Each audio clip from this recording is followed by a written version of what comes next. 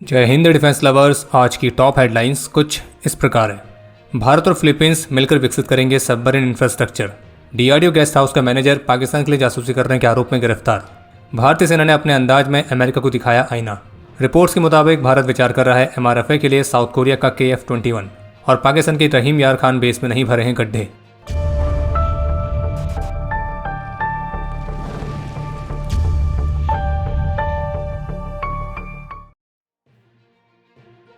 भारत और फिलीपींस के बीच maritime, defence, tourism तो इस तरह के अलग अलग सेक्टर्स में कॉपरेशन बढ़ाने के लिए करीब 14 MOUs को साइन किया गया है और इसी के हिस्से के तौर पर भारत और फिलीपींस सबमरीन इंफ्रास्ट्रक्चर्स को भी विकसित करने को लेकर बातचीत में है, जिसके बारे में जानकारी मीडिया ब्रीफिंग के दौरान भारत के विदेश मंत्रालय की तरफ से दी गई है। और विदेश मंत्रालय का यह भी कहना है कि जो फिलीपींस है वो अपने मिलिट्री मॉडर्नाइजेशन के लिए भारत को एक महत्वपूर्ण पार्टनर के तौर पर देखता है। और इसके अलावा ऑफिशियल्स की तरफ से भी बताया गया कि फिलीपींस ने हमारे कुछ और प्लेटफॉर्म्स में अपना इंटरेस्ट दिखाया है। हालांकि वो प्लेटफॉर्म्स कौन कौन से हैं तो इसके बारे में ऐसी कोई डिटेल में जानकारी नहीं दी गई है। और जैसे कि आप सभी जानते हैं कि अभी हाल ही में साउथ चाइना सी में पहली बार भारत और फिलीपींस ने जॉइंट एक्सरसाइज भी कंडक्ट करी थी और इस पर चीन की तरफ से प्रतिक्रिया भी देखने को मिली है, जिसमें चाइना के People's Liberation Army Southern Theater Command के प्रवक्ता का यह कहना है कि फिलीपींस साउथ चाइना सी में बाहरी देश को शामिल करके यहाँ की रीजनल पीस और स्टेबिलिटी में हस्तक्षेप कर रहा है और इसी वजह से उनकी PLA सदर्न थिएटर कमांड की जो फोर्सेस हैं वो हाई अलर्ट पर रहेंगी। और चाइना के मुताबिक साउथ चाइना सी को डिस्टर्ब करने वाली कोई भी मिलिट्री एक्टिविटीज़ या जो हाइप क्रिएट की गई है वो अंडर कंट्रोल है। खैर, साउथ चाइना सी की पीस और स्टेबिलिटी को ख़राब करने वाला ही उसको बनाए रखने की बात कर रहे हैं। बाकी एक तरफ जहां चीन को उसकी सही जगह बताई जा रही है, वहीं दूसरी तरफ अमेरिका के प्रेसिडेंट को भी कुछ बताया गया है। जैसे कि US प्रेसिडेंट जो कि भारत पर टैरिफ बढ़ाने की बातें कर रहे हैं और वो भी अगले 24 घंटे में। तो इसी बीच भारतीय विदेश मंत्रालय ने भी ऑफिशियल स्टेटमेंट जारी करके अमेरिका की हिपोक्रेसी को एक्सपोज किया है कि कैसे यूक्रेन कॉन्फ्लिक्ट के बाद रशिया से ऑयल इंपोर्ट करने के लिए अमेरिका और यूरोपियन यूनियन द्वारा भारत को टारगेट किया जा रहा है, जबकि फैक्ट यह है कि भारत ने रशिया से इंपोर्ट शुरू किया था क्योंकि जो ट्रेडिशनल सप्लाईज हैं वो यूरोप को डाइवर्ट कर दी गई थी रशिया यूक्रेन कॉन्फ्लिक्ट के बाद। और उस समय अमेरिका ने भी काफ़ी सक्रिय रूप से भारत के इस इम्पोर्ट की सराहना की थी, क्योंकि ऐसा करके जो भारत है वो ग्लोबल एनर्जी मार्केट की स्टेबिलिटी को बना रहा था।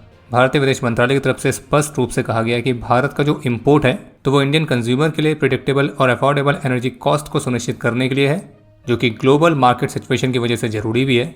हालांकि ये बात भी एक फैक्ट है कि भारत की आलोचना करने वाले जो देश हैं वो खुद रशिया के साथ व्यापार कर रहे हैं और हमारे मामले के विपरीत ऐसा व्यापार कोई जरूरी राष्ट्रीय बाध्यता भी नहीं है। जैसे कि 2024 में यूरोपियन यूनियन ने रशिया के साथ 67.5 बिलियन यूरोस का बायलैटरल ट्रेड किया था। इसी तरह से 2023 में भी सर्विसेज के मामले में 17.2 बिलियन यूरोस का ट्रेड किया गया है, जो कि उस वर्ष भारत के रशिया के साथ टोटल ट्रेड से कहीं ज़्यादा है। 2024 में यूरोप ने LNG यानी कि लिक्विफाइड नेचुरल गैस को भी इंपोर्ट किया और ये जो इंपोर्ट है ये 16.5 मिलियन टन्स के रिकॉर्ड तक पहुंचा था, जिसने 2022 के रिकॉर्ड को भी पार कर दिया। यानी कहने का मतलब ये कि रशिया यूक्रेन कॉन्फ्लिक्ट होने के बाद इन्होंने और भी ज़्यादा इंपोर्ट किया है। और यूरोप और रशिया के जो ट्रेड है उसमें केवल एनर्जी नहीं थी, बल्कि उसे fertilisers, mining products, chemicals, iron, steel, machinery, transport equipment तो ये भी शामिल थे। रही बात अमेरिका की, तो वो खुद भी रशिया से अपनी न्यूक्लियर इंडस्ट्री के लिए यूरेनियम हेक्साफ्लोराइड, अपनी EV इंडस्ट्री के लिए पैलेडियम, फर्टिलाइजर्स, केमिकल्स तो इनको भी लगातार इंपोर्ट कर रहे हैं। यानी कि अमेरिका और यूरोप दोनों ही रशिया से इतना सारा इंपोर्ट कर रहे हैं, लेकिन इसके बावजूद भी वो भारत को टारगेट कर रहे हैं कि भारत रशिया से ऑयल इंपोर्ट कर रहे हैं और ये टारगेटिंग अनजस्टिफाइड और अनरीजनेबल है। और किसी भी मेजर इकोनॉमी की तरह भारत भी वही सभी जरूरी उपाय करेगा जो कि उसके राष्ट्रहित और उसके इकोनॉमिक सिक्योरिटी के लिए जरूरी होंगे। DRDO गेस्ट हाउस के मैनेजर को जैसलमेर डिस्ट्रिक्ट में पाकिस्तान के लिए जासूसी करने के आरोप में डिटेन किया गया है। इस व्यक्ति की पहचान महेंद्र प्रसाद के तौर पर हुई है, जो कि उत्तराखंड के अल्मोड़ा का निवासी है और जैसलमेर के चंदन एरिया में DRDO गेस्ट हाउस में मैनेजर था। इसे सोमवार को डिटेन किया गया था और इसे इंटरोगेशन की जा रही है और इस पर संदेह है कि इसने इस रीजन की एक्टिविटीज़ और कुछ स्ट्रेटेजिक ऑपरेशन से संबंधित कुछ सेंसिटिव इन्फॉर्मेशन पाकिस्तानी एजेंट को पास करी है। बाकी इस मामले पर अपडेट्स आने बाकी हैं। इसके अलावा एक अपडेट यह है कि जहां भारतीय विदेश मंत्रालय ने अमेरिका को उसका दोगलापन दिखाया है, वहीं दूसरी तरफ आज मंगलवार को भारतीय सेना ने भी अपने तरीके से अमेरिका को फिर से याद दिलाया कि उसके जो एक्शंस हैं वो अभी से नहीं बल्कि बहुत पहले से भारत के खिलाफ ही रहे हैं। तो हुआ यह कि इंडियन आर्मी की ईस्टर्न कमांड ने एक पोस्ट शेयर किया है जो कि इस बात को हाईलाइट करता है कि कैसे 1954 से लेकर 1971 तक अमेरिका ने पाकिस्तान को लगभग $2 बिलियन से अधिक के हथियार सप्लाई किए, जिनमें fighter jets, missiles, tanks, submarines, artilleries तो इस तरह के सभी मेजर डिफेंस इक्विपमेंट शामिल हैं। और जब 1971 का वॉर चल रहा था तब उस समय भी अमेरिका द्वारा पाकिस्तान को लगातार हथियार सप्लाई किए जा रहे थे और भारतीय नौसेना ने इस दौरान अमेरिका के उन वेपन शिपमेंट्स को रोका भी था। जब INS निपात के हमले में विनिस चैलेंजर नाम की शिप डूब गई थी जो कि वेस्ट पाकिस्तान के लिए आर्म्स और एम्यूनेशन को कैरी कर रही थी। और फिर भी अमेरिका भारत पर आरोप लगाता है रशिया से मिलिट्री इक्विपमेंट इंपोर्ट करने के लिए। कुछ ऐसी मीडिया रिपोर्ट्स देखने को मिली है जिनमें क्लेम किया गया है कि भारत अपने MRFA प्रोग्राम के लिए साउथ कोरिया के KF-21 फाइटर जेट को भी एक पोटेंशियल कैंडिडेट के तौर पर देख रहा है और इसका टेक्निकल इवैल्यूएशन किए जाने की बात की जा रही है। लेकिन आपको स्पष्ट करते कि ना तो भारत की तरफ से ना ही साउथ कोरिया की तरफ से कहीं से भी ऐसी कोई भी ऑफिशियल कमेंट अभी तक तो नहीं है कि भारत के MRFA प्रोग्राम में KF-21 पार्टिसिपेट कर रहा है या भारत को इसमें कोई रुचि है। और KF-21 जो कि साउथ कोरिया का नेक्स्ट जनरेशन का 4.5 प्लस जनरेशन का फाइटर जेट है, तो ये अभी साउथ कोरियन एयर फोर्सेस की सर्विस में भी औपचारिक रूप से शामिल नहीं हुआ है। इसके करीब 6 प्रोटोटाइप्स अभी तक बने हैं, उनकी टेस्टिंग की गई है और उसकी जो फुल डिप्लॉयमेंट है वो 2026 से 2028 के बीच में होने की उम्मीद है। और करंट सिनेरियो को देखते हुए इस बात की संभावना लगभग ना के बराबर है कि भारत इस KF-21 को अपने MRFA प्रोग्राम के लिए कंसिडर करे, क्योंकि भारत को अपने इस प्रोग्राम के लिए रेडी और कॉम्बैट प्रूवन प्लेटफॉर्म्स चाहिए, ना कि वो जो कि अभी डेवलपमेंटल स्टेज में है या अभी वो इंडक्ट भी नहीं हुए हैं। तो इसलिए जिन रिपोर्ट्स में क्लेम किया जा रहा है कि भारत KF-21 को कंसिडर कर रहा है, तो संभावित रूप से इसमें सच्चाई बेहद ही कम है।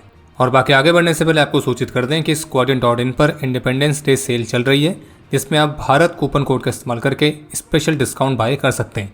और हमने कुछ स्पेशल डिज़ाइंस भी अपलोड करें जो कि आपको जरूर देखने चाहिए, लिंक डिस्क्रिप्शन में दिया गया है।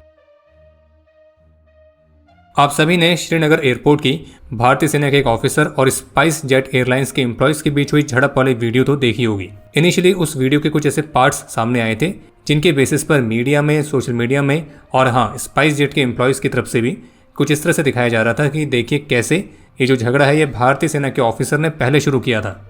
और ये तक आरोप लगाया गया कि उस भारतीय सेना के ऑफिसर ने स्पाइस जेट के एम्प्लॉय को इतना मारा कि उसका जबड़ा टूट गया, उसकी स्पाइन में इंजरी हो गई। और फिर सोशल मीडिया पर एक तरीके से उन कुछ इनिशियल क्लिप्स के आधार पर ही उस आर्मी ऑफिसर के खिलाफ एक तरह का क्रिटिसिज्म शुरू हो गया, यानी कि मीडिया में भी उसको कवर किया जा रहा था। और फिर इसका फ़ायदा हमारे निकम्मे पड़ोसी ना उठाएं ऐसा हो ही नहीं सकता, तो उन्होंने भी इस मौके का फ़ायदा उठाया भारतीय सेना को डिफेम करने के लिए। पर जैसे कि कहा जाता है कि हर एक सिक्के के 2 पहलू होते हैं, तो अभी तक जो पहलू सामने आया था तो उसे जानबूझकर उतना ही दिखाया गया जिसमें स्पाइस जेट के वो एम्प्लॉयज़ विक्टिम साबित हों।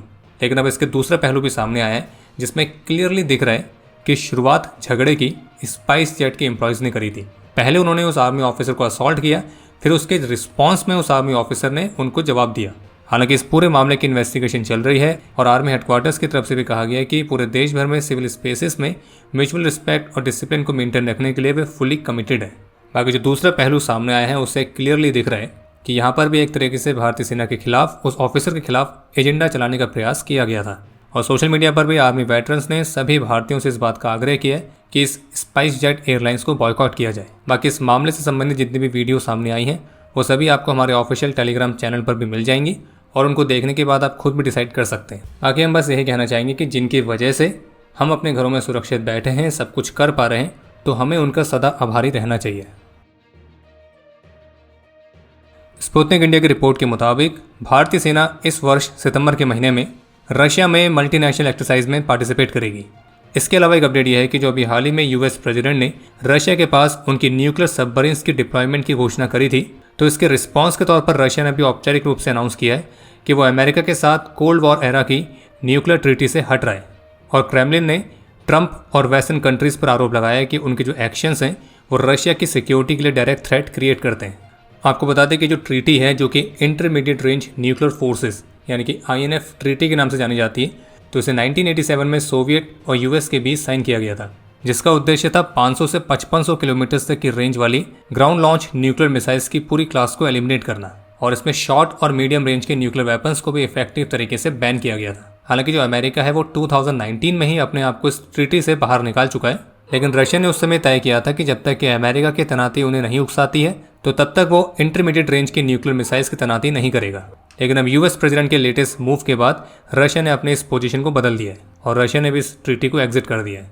इसके अलावा एक और इंटरेस्टिंग अपडेट है कि ऑपरेशन सिंदूर के दौरान पाकिस्तान का जो रहीम यार खान एयरबेस भारत के एयर स्ट्राइक में डैमेज हुआ था, तो वो अभी भी ऑपरेशनल नहीं हो पाया है और एक बार फिर से इसके लिए नोटिस जारी किया गया है और ये बेस 15 अगस्त तक के लिए फिर से ऑफलाइन रहेगा। हालांकि ये और भी एक्सटेंड हो सकता है, यानी कि जो बड़े बड़े गड्ढे भारत ने करे हैं तो उनको भरने में अभी पाकिस्तान को काफ़ी समय लगने वाला है। लेकिन हमें यह समझ में नहीं आ रहा है कि पाकिस्तान को समय लग क्यों रहा है, क्योंकि वो तो वॉर जीत गया था उसके मुताबिक। खैर, बढ़ते हैं आज के इतिहास की तरफ। आज के दिन 1999 में अपने अदम्य साहस और वीरता का परिचय देते हुए लेफ्टिनेंट गौतम गुरुंग ने अपना सर्वोच्च बलिदान दिया था और इन्हें मरणोपरांत सेना मेडल से सम्मानित किया गया। आज के दिन 1965 में अदम्य साहस और वीरता का परिचय देते हुए कैप्टन चंद्र नारायण सिंह वीरगति को प्राप्त हुए थे और इन्हें मरणोपरांत महावीर चक्र से सम्मानित किया गया। और आपके लिए आज का प्रश्न है कि 1965 वॉर की शुरुआत कब हुई थी।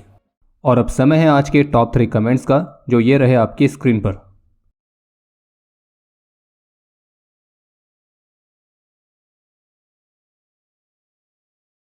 उम्मीद है आपको आज का एपिसोड पसंद आया होगा। पसंद आया तो वीडियो को लाइक करना ना भूलें। आपके कोई भी सुझाव या सवाल हो तो उसके लिए कमेंट सेक्शन ओपन है। और अगर आप डिफेंस रिलेटेड और भी एक्सक्लूसिव कंटेंट में दिलचस्पी रखते हैं तो आज ही प्ले स्टोर से डिफेंस स्क्वाड की सुपर ऐप को डाउनलोड करना ना भूलें। और अगर आप चैनल पर पहली बार आए हैं तो squadron.in पे जाके हमारे नए डिज़ाइंस को भी चेकआउट जरूर करें। बाकी जल्द मिलेंगे नए एपिसोड के साथ। तब तक के लिए जय हिंद, जय भारत।